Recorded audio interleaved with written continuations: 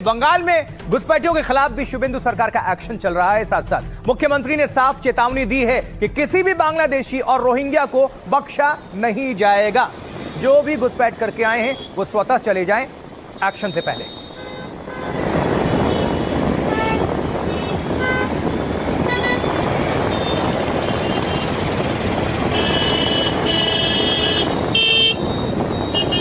ये तस्वीरें आपने देख ली, ये सब बॉर्डर वाले थे, तारों के नीचे वाले। देखिए इस बीच बांग्लादेश बॉर्डर पर बाड़ेबंदी का काम फुल स्पीड से चल रहा है, उसकी भी तस्वीरें आपके सामने रख देते हैं। ये देखिए जरा किस तरह से कूच बिहार की है तस्वीरें, बॉर्डर है ये। फेंसिंग का काम बहुत तेजी के साथ चल रहा है और ये ही तस्वीर आपको दिखा रहे हैं। कूच बिहार बांग्लादेश बॉर्डर।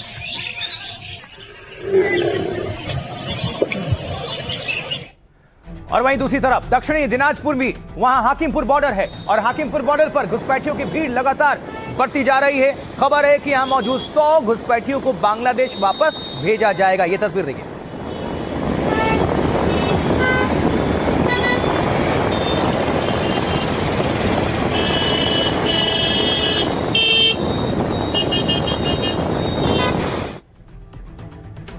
तो चलिए देखते हैं कि घुसपैठियों के खिलाफ क्या एक्शन ले रही शुभेंदु सरकार। डिटेल में, पश्चिम बंगाल में घुसपैठ एक बहुत बड़ा चुनावी मुद्दा बना हुआ था, इसलिए सत्ता में आते ही मुख्यमंत्री शुभेंदु ने एक्शन शुरू कर दिया। उन्होंने 3D यानी डिटेक्ट, डिलीट और डिपोर्ट की नीति बनाई।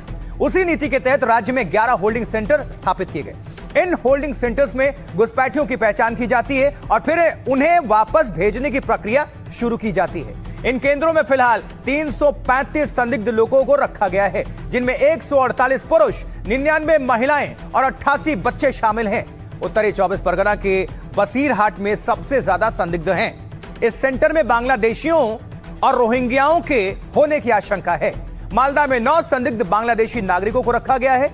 मालदा के संदिग्धों में 3 महिलाएं और 6 नाबालिग शामिल हैं। इन सभी की पहचान और दस्तावेजों की जांच की प्रक्रिया अभी चल रही है। उन्हें तब तक वहीं रखा जाएगा जब तक वापस नहीं भेज दिया जाता। तो केंद्र से लेकर राज्य सरकार तक ने साफ कर दिया है कि अब घुसपैठियों की बिल्कुल खैर नहीं। सुनिए। ममता के शासन में हर रोज घुसपैठ होती थी, अब घुसपैठ करने वाले अपने आप वापिस जाने लगे हैं, अपने आप जाने लगे। शुभेंदु जी ने, भाजपा बंगाल सरकार ने डिटेंशन सेंटर बनाए हैं,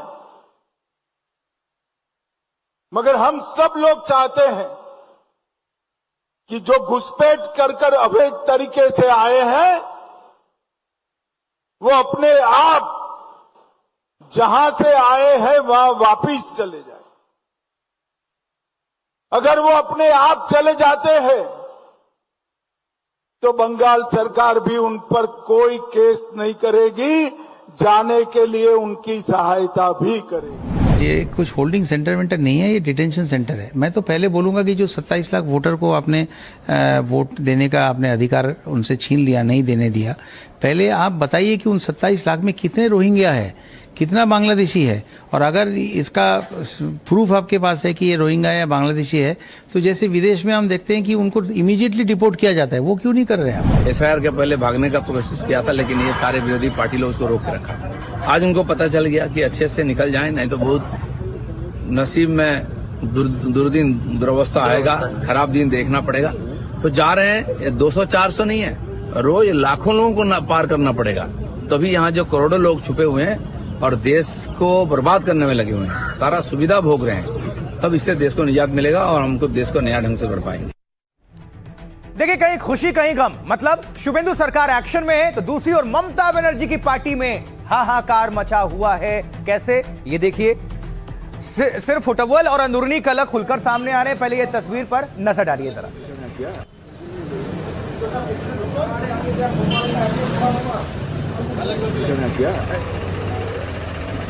ये सब क्यों हम दिखा रहे हैं और क्यों बता रहे हैं, आके आपको डिटेल्स में हम बताने जा रहे हैं।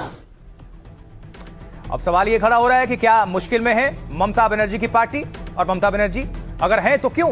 पश्चिम बंगाल में हार के बाद टीएमसी में हाहाकार तो है। कभी ममता के करीबी रहे नेता अपने पदों से इस्तीफा दे रहे हैं एक के बाद एक। सबसे ताजा नाम असम के टीएमसी नेता अभिजीत मजूमदार का है। अभिजीत मजूमदार ने असम में टीएमसी अध्यक्ष पद से इस्तीफा दे दिया है और पार्टी पर सिर्फ मुसलमानों के लिए काम करने का आरोप जड़ा है। पूर्व सांसद शांतनु सेन ने भी पार्टी के प्रवक्ता पद से इस्तीफा दे दिया है और आरजीकर मामले पर स्टैंड को लेकर पार्टी की आलोचना उन्होंने की है।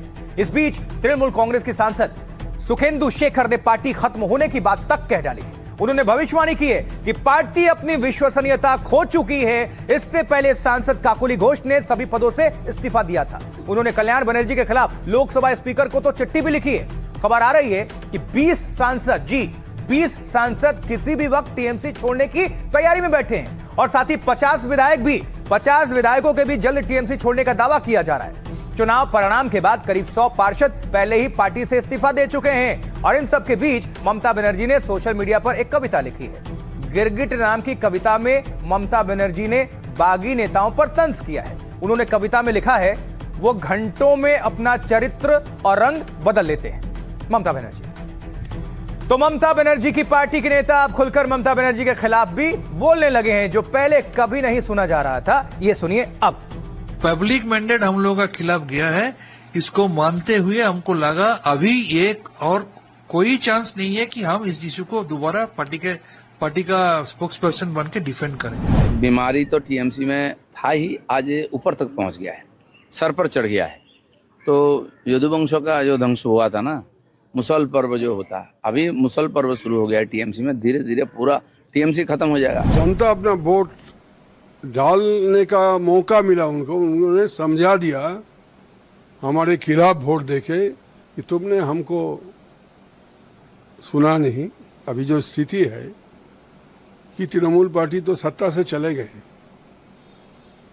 अब कब तक जिंदा रहेगी ये पार्टी, सवाल यही है। मानसिकता बहुत ही घटिया और नीच मानसिकता है ममता बनर्जी का। पब्लिक का सामने, बंगाल का सामने, और सिर्फ बंगाल नहीं, भारत का सामने ममता बनर्जी, अभिषेक बनर्जी और टीएमसी पार्टी का जो हिपोक्रेसी, जो करप्शन, जो डबल स्टैंडर्डनेस एक्सपोज्ड हो गया है। 2006 में हमारा केवल 30 एमएलए था, पार्टी रह गया और 2011 में 5 साल बाद तृणमूल हुकूमत में आ गया। थोड़ा खराब हालत देखने से जो लोग कमजोर है मन में, वो लोग छोड़ते हैं। इसमें इतना बोलने का क्या है? वो मीडिया में एक दिन के लिए खबर बनते है, उसके बाद क्या होता है। पश्चिम बंगाल की बात हो गई, अब आगे बढ़ते हैं और अब बात कहां? कर्नाटक की। कर्नाटक का चूंकि नाटक अब खत्म हो चुका है, तो कर्नाटक में डीके के शपथ से पहले आज दिल्ली में कांग्रेस नेताओं की मुलाकात हुई। बैठक में अगले कैबिनेट को लेकर चर्चा भी हुई और कर्नाटक में नए सीएम की शपथ की तैयारी अब जोरों पर है। इससे पहले आज डीके शिव कुमार ने राहुल गांधी से मुलाकात की और इसके बाद खड़गे से भी वो मुलाकात करते नजर आए। ये तस्वीरें यहां पर डीके शिव कुमार राहुल गांधी के साथ मिले और ये तस्वीर देखिए जहां पार्टी प्रेसिडेंट मल्लिकार्जुन खड़गे। तो डीके ने कर्नाटक के दूसरे दिग्गज नेता खड़गे के पैर छूकर आशीर्वाद भी लिए हैं। ये तस्वीर, इससे पहले सिद्धारमैया वाली भी तस्वीर आप लोगों ने देखी होगी। वहां भी उन्होंने आशीर्वाद लिया, जैसे उन्होंने ऐलान किया कि हम इस्तीफा दे रहे हैं, दे चुके हैं और अब डीके का रास्ता क्लियर। अब इन्होंने यहां भी पैर छूकर आशीर्वाद दिया है। तो खड़गे आवास पर जाकर डीके शिव कुमार ने मुलाकात की और कैबिनेट और राज्यसभा चुनाव को लेकर भी यहां पर चर्चा हुई है।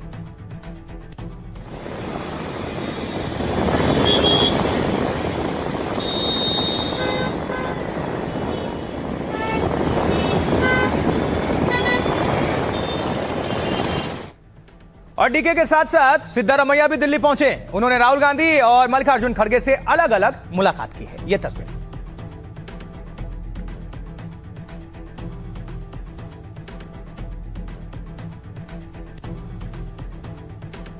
तो सिद्धारमैया की तस्वीर आपने देख ली, डीके शिव कुमार की देख ली, राहुल गांधी के साथ और मल्लिकार्जुन खड़गे के साथ। एक और तस्वीर आपके सामने हम रखने जा रहे हैं, नजर डालिए, क्योंकि दिल्ली में कर्नाटक के नेताओं ने एक साथ लंच किया है। ये देखिए जरा।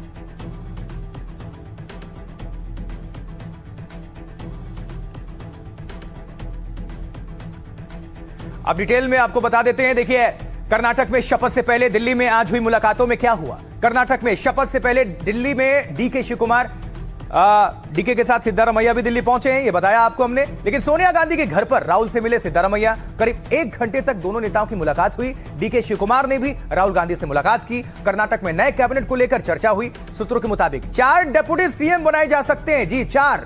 सामाजिक और क्षेत्रीय संतुलन के लिए 4 डिप्टी सीएम बन सकते हैं। बेंगलुरु में कल विधायक दल की बैठक भी बुलाई गई है इस बीच, और डीके शिव कुमार को इसमें विधायक दल का नेता चुना जा सकता है और इसके बाद डीके सरकार बनाने का दावा पेश करेंगे। दिल्ली में हुई बैठक में राज्यसभा उम्मीदवारों के नाम पर भी चर्चा हुई। कांग्रेस ने सिद्धारमैया को राज्यसभा का ऑफर दिया था। कर्नाटक कैबिनेट में सिद्धारमैया के बेटे को जगह मिल सकती है।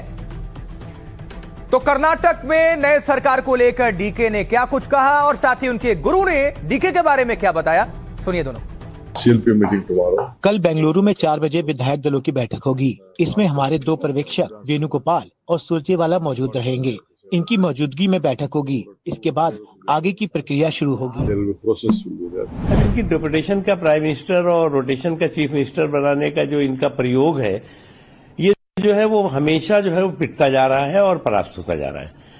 कर्नाटक में भी यही प्रयोग कर रहे हैं। इनको भी अच्छी तरह मालूम है कि ये एक लंबी, अगर इनकी इच्छा ये है कि एक लंबी जो है वो कतार फार्मर चीफ मिनिस्टर्स की इकट्ठा करना चाहते हैं कर्नाटक में, तो उनको मेरी बधाई। कर्नाटक में सरकार नहीं है। पिछले 1 साल से केवल कुर्सी का झगड़ चल रहा था, कुर्सी बचाने का एंड कुर्सी लेने का। अभी कुर्सी तो छोड़ दिया, नया मुख्यमंत्री बनना है एंड कोई अपेक्षा नहीं है ये सरकार भी, ये मुख्यमंत्री भी कुछ करेगा। मैं उनका गुरु हूँ। गुरु मतलब पिता भी होता है। मेरी शपथ को लेकर बड़ी जिम्मेदारी है। इसके बाद वो राज्य के मुख्यमंत्री बन जाएंगे। मुश्किल समय में उन्हें ये जिम्मेदारी मिल रही है।